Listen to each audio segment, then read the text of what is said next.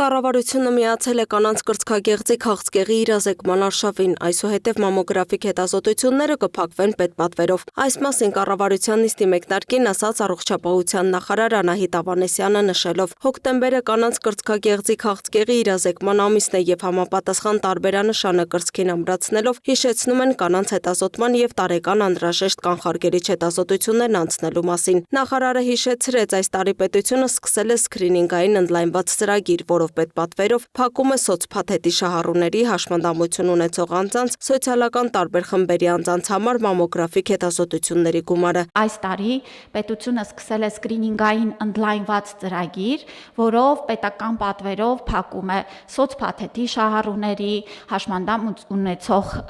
անձանց, սոցիալական տարբեր խմբերի անձանց համար նաև մամոգրաֆիկ հետազոտությունները։ Այսինքն մեր ուսուցիչները,